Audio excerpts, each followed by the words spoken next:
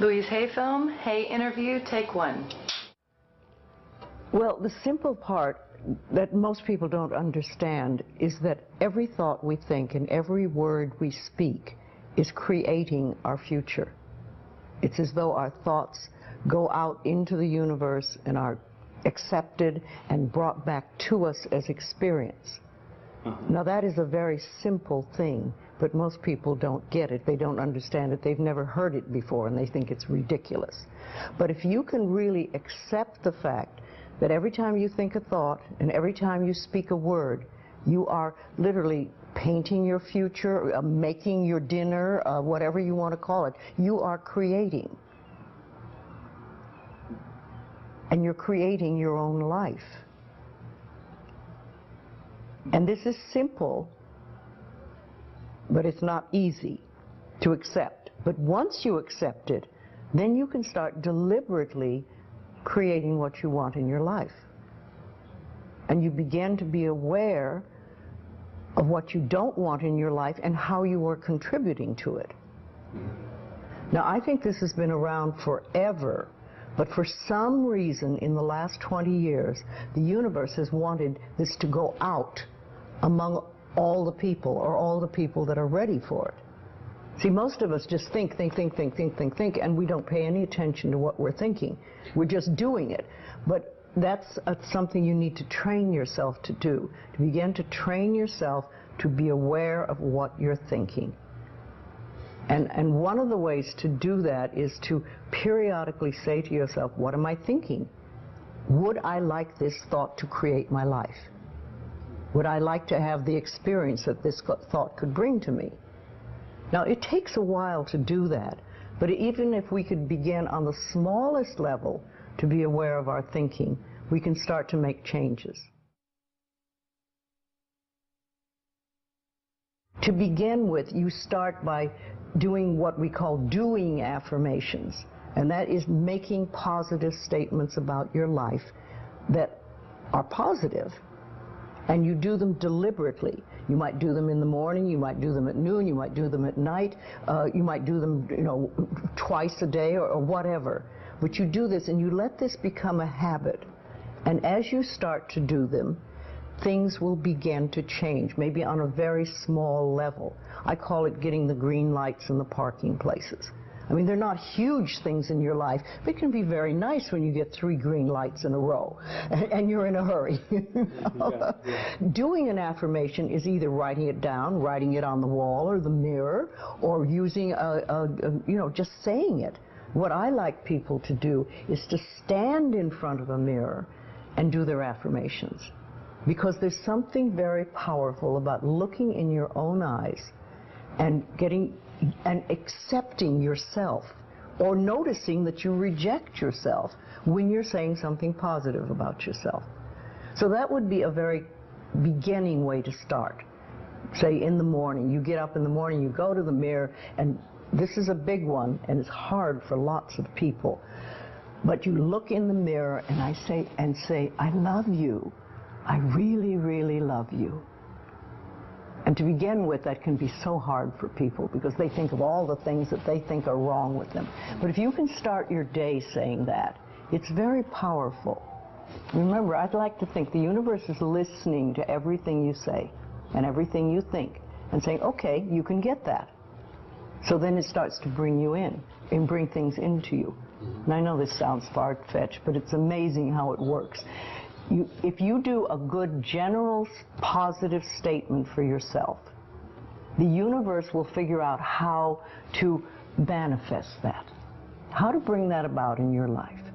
So things could happen that you wouldn't expect at all, but they will happen. If you think of doing your positive affirmations is like planting a seed in the ground. It's not necessarily true at the moment, but it is something you want to have be true. So you put the seed in, and you plant a seed and you expect it to grow. Or you maybe plant 3 seeds just in case. You expect them to grow. And you don't wait 2 days and then dig in the earth and say, what's happening, what's happening? You expect that thing to grow because you know there's a law and a process. And the seed will grow if it is in the right soil and it has the right amount of moisture. Making it really a habit and doing it every day. Doing something every morning when you wake up, that's a really good time. And another good time is when you go to sleep at night. And gratitude works a lot. Just being grateful for everything. The more, I always say the universe loves gratitude. The more you're grateful for what the good is in your life, the more good you get to be grateful about. Mm-hmm.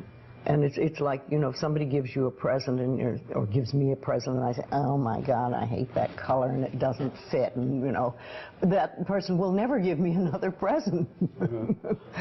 But if you say, oh, it's wonderful and thank you, I really adore it, it's great, that person is probably going to want to buy you a present every time they see something they think you would like. And it's like that with the universe. The universe loves gratitude.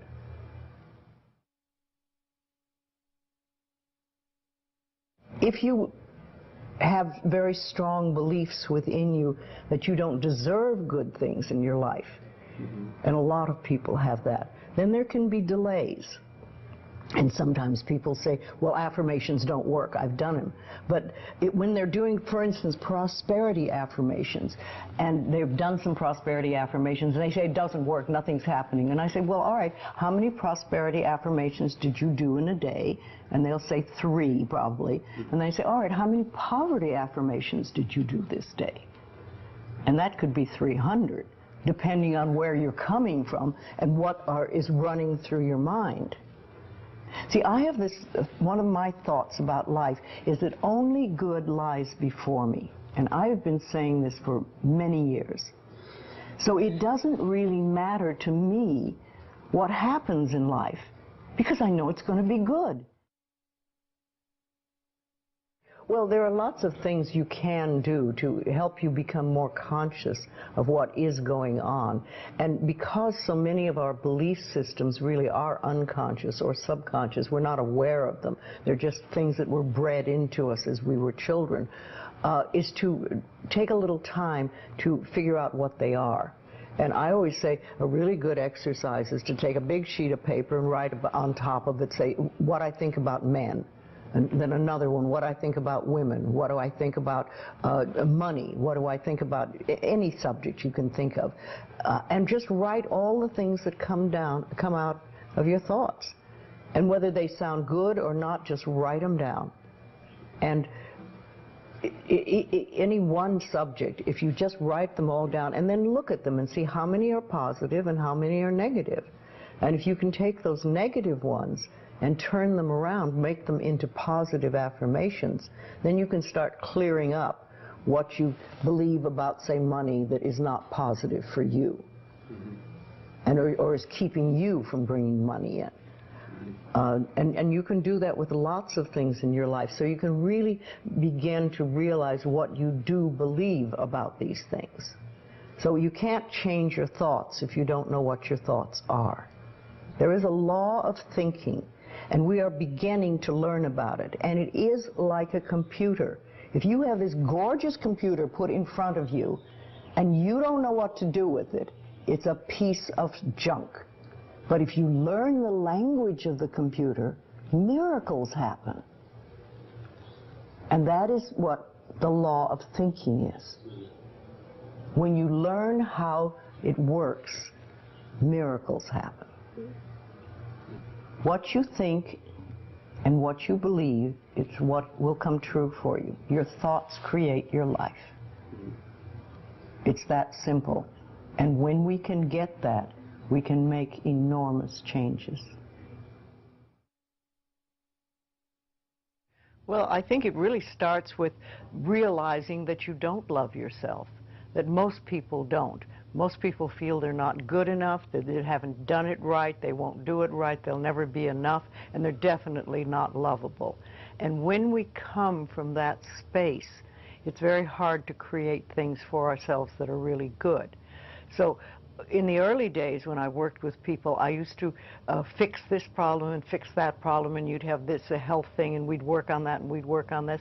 And one day I discovered, much to my amazement, that if I would help people learn to love themselves, to really accept themselves as they are, we didn't have to work around problems, because it was almost like a miracle. Everything seemed to fall away. It's a hard one for people because we grow up believing that we're not good enough and nothing is right.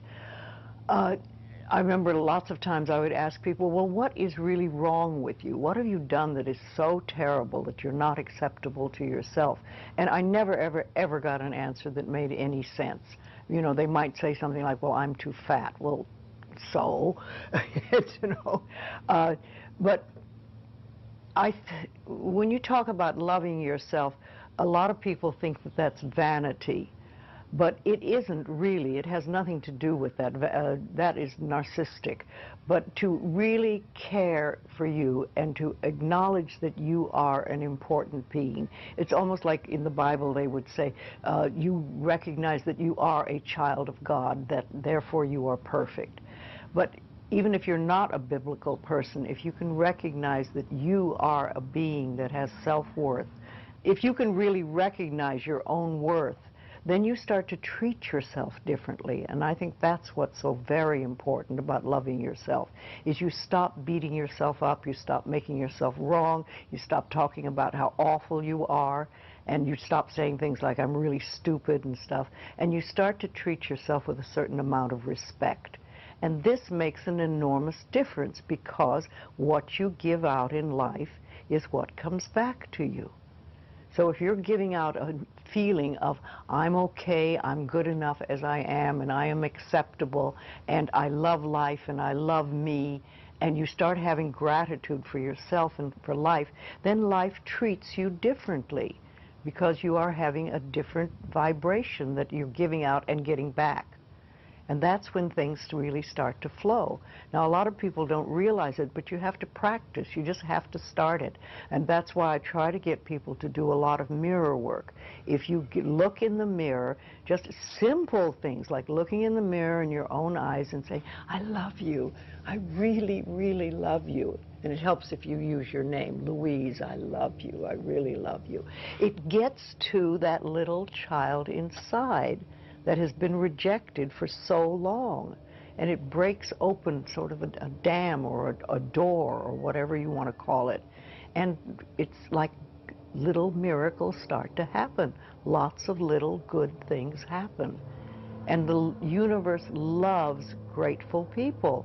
The more grateful you are, the more you get to be grateful about. It's that simple. Life is really very simple. We make it enormously complicated, but it doesn't have to be. Everybody's on a journey from the time we're born till the time we leave. But when we go on a spiritual journey, it seems to be more conscious, and we begin to make conscious choices about life instead of just going on and getting up in the morning and doing our stuff and then going to bed. We begin to make conscious choices of our thoughts and our actions and even the foods we eat and things like that. And it's putting your foot on the pathway one step at a time. And some of us do very devious journeys, and we take lots of little side tracks, and we don't get very far, really. And some of us just are very conscientious about it and go one step after another and go closer to our pathway, which is really, to me, I think enlightenment is letting go of all the things we believe that are not benefiting us in life, or that are barriers to our life, to the good things in life, and to release them one by one and to think, I don't have to believe that anymore, or do I want to believe that anymore? And making a conscious choice.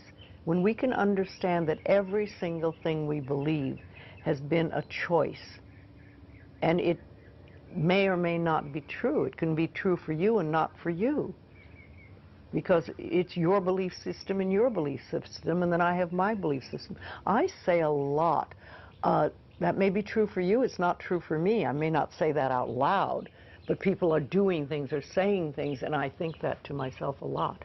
And also, it has nothing to do with me.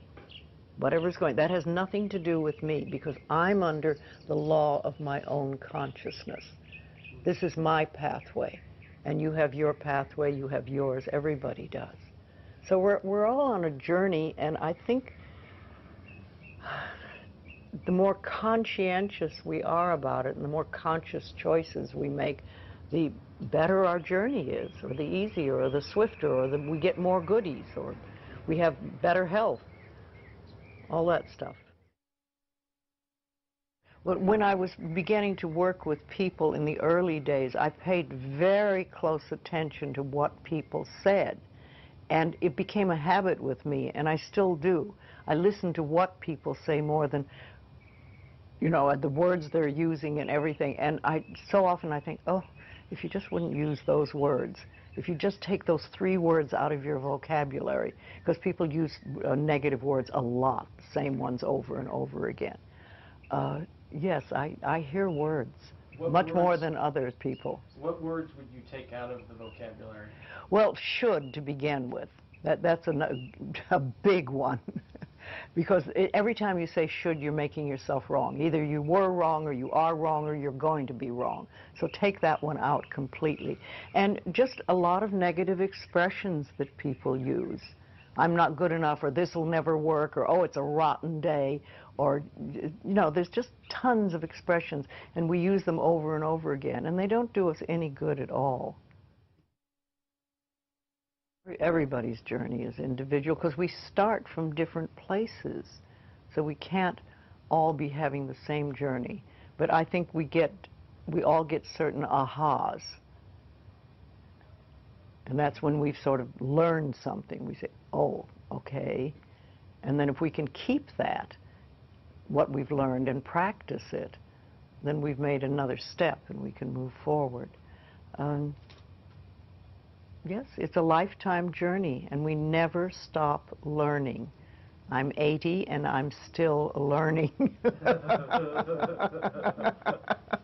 Though the lessons are easier now than they used to be. I like to think of it when we start, we have all these boulders in front of us on our pathway, and we start to get the boulders out of the way, and you finally get to the point where it's gravel. And gravel you can handle, you know, and you can sweep gravel, and you can do things. So, and then occasionally there's an old boulder. Rolls back into your path. You think, oh, I thought I had that one, but not completely. And you know, also I think that when we learn lessons, we think, oh, I've learned that one, it'll never happen again, I've done that, and that's it. Well, how do you know you've done it unless it comes by once more and see how you react? Have you really learned it? Is it really nothing for you? Have you gone beyond that? Or are you going to go right back into the same old reaction? See, we're never wrong. That's what we need to learn, that. We're always doing the best we can with the understanding and awareness and knowledge we have at that moment. I have a very firm belief that only good lies before me. And with that belief, it doesn't matter what comes, because it'll be only good. And I want it to be new and different and exciting and stuff. No, I'm in my 80s now, and new things are happening. So let it roll.